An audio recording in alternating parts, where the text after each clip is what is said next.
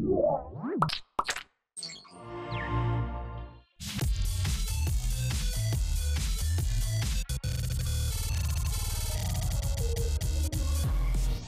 segment of Hak5 is brought to you by Domain.com.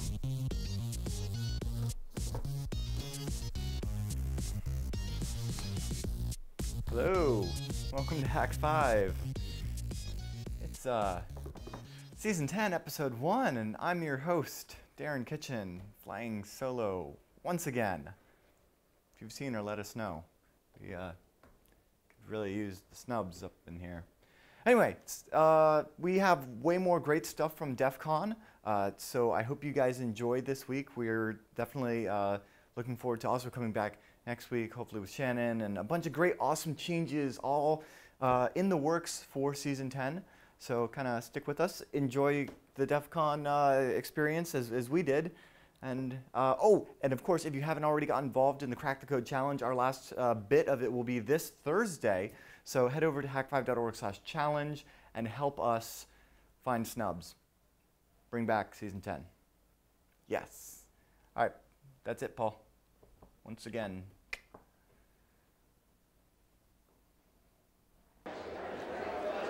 I have the great pleasure of being here at DEF CON 19, joined by Moxie Marlinspike. Moxie, how are you? Good to be here. Dude, we love your work, especially SSL strip. That like really turns some heads. Yeah, deadly every time. Yeah, thanks. Yeah. So it hasn't gotten any better though. I mean, as far as like the deadliness is concerned, tell me like what has changed with SSL since that tool came out? Well, not much. The people have been promoting this thing called HSTS, Strict Transport Security, as a response to SSL Strip, but it hasn't really gained a lot of traction. It's not in all the browsers yet, and most sites don't have it enabled.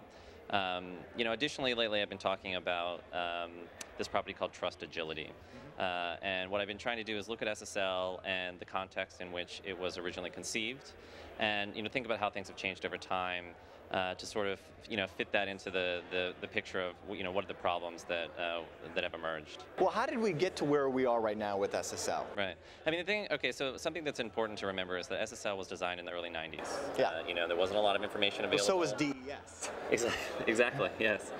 And really, like the people who designed DES were in a much better position to do that well than the people who designed SSL. Who were employees at Netscape and who didn't have access to a lot of information about how to do this stuff.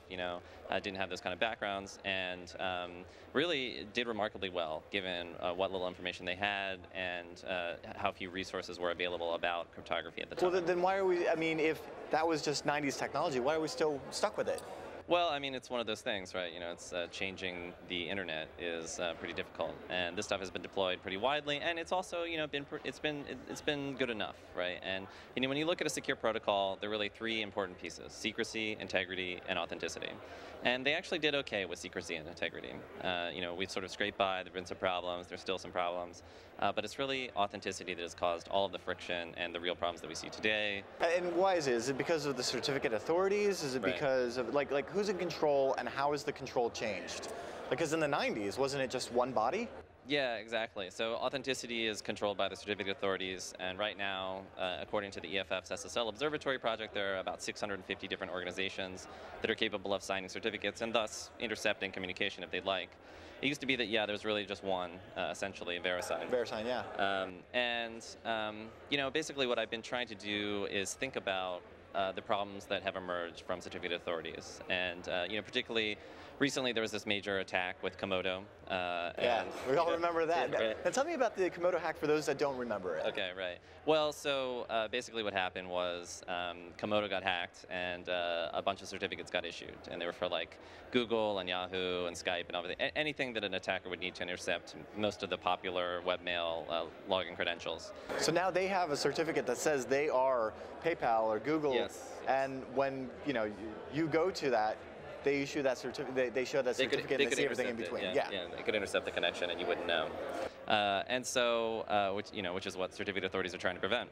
And so it couldn't have been worse, right? It was a pretty embarrassing thing all around because the Komodo responded to this by making these claims about how sophisticated and advanced the attackers were. Well, that's the new keyword. I mean, obviously, if we got hacked because we're huge, yeah. it was an advanced, persistent threat. Right. And they were serious. Actually, they explicitly said that they believed it was the state of Iran.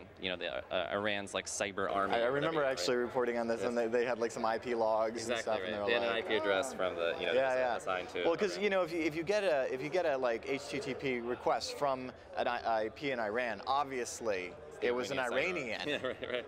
And not just an Iranian, but the Iranian cyber army. Yeah. Did they set the evil bit? I can't remember. Anyway. So they get hacked. So they got hacked. They said it was from Iran and that they thought it was state-sponsored because it was so clinical and advanced and everything. And then basically a lot of information came out after the attack about who the attacker was and everything. And the attacker was posting some pretty embarrassing communiques online about, That seems to be the theme this year, is snarky hackers. Well, the thing is that it was embarrassing both for the attacker and for Komodo because the attacker was posting these things. He was making these ridiculous claims about how he could hack RSA and all this stuff, and then simultaneously making like really proud statements about how he could do trivial things like export functions from DLLs and create his own SOAP APIs and stuff like that you shouldn't really be proud of if you're super advanced. And so it kind of looked bad for them, but it also looked bad for Komodo because Komodo had been saying like how advanced these people were. So yeah, anyway, it seems pretty clear at this point it was not the Iranian cyber army, and it might not have even been somebody in Iran. It could have been just somebody proxying traffic through there. Nice. Yeah. So what is the alternative? You mentioned HST. What is that? Strict transport security, and that's kind of trying to solve a different problem. But basically what I want to do is look at Komodo, right? And I think the interesting question for me is like in the aftermath of all of this, what happened to Komodo? And nothing happened to them. They didn't get sued. They didn't lose any business. They got some egg on their face, but yeah, kind of. Yeah. But at the same time, the CEO of Komodo was named Entrepreneur of the Year this year at RSA. Well, and that's the thing is it doesn't matter which certificate authority gets owned. If any of them gets owned, yeah. it could have been any domain, right? Exactly, I mean, exactly. Every certificate authority has the ability to issue a certificate for every domain on the internet. Right. So is that what that protocol tries to address? Well, in particular. If you want to build a video site or if your website has a play button, I highly recommend getting yourself a .tv domain. See, a .tv website lets you showcase your original content and create a unique site, not just another YouTube channel. Just go over to domain.com and search for your perfect .tv domain for your new idea. Then use the coupon code HAK5 at checkout to save an extra 15%. And if you need hosting for your new .tv website, don't forget about domain.com's hosting plans. They start at less than $6 a month and have everything you need to build, maintain, and promote your site. Remember, when you think domain names, think domain.com. Got a great idea? It all starts with a great domain. Domain.com. Friend Dale Chase came all the way from San Francisco by way of New York to come rap with us. Good to see you, man. It's his first time in Vegas, so we're gonna kind of treat him to it.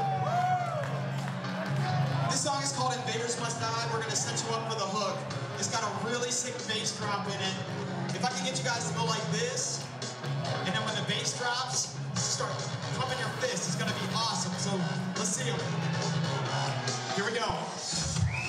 Let's start it off with a shot in the vein. Not a pain, not a gain, at the top of the game. Not a big, not a thing, and I'm hot as a flame. Fuel for the fire, got a lot on my brain. Punching up great, ready, cocking the name. Better press play when I stop in the day. Chop and change with the plots on the page. I'm cocking the stage, and I'm rocking the stage. Slow's gonna grow, but we coming to see. Now we're headed for the sun, and we're running the lead. Ready for the fight when they coming at me. You're shocked over clock, and it's up to the sea. Hands rolling eyes when they heard it succeed. And I came to the point where my phone when I breathe. Put it in your iPod, show for a beat. So it's this I believe, and I'll never concede. Those were amazing fist pumps. Thank you. Not gonna lie, we gave it a try. Kick to the side, I was taking a ride. Put five to the sky, came on the fly.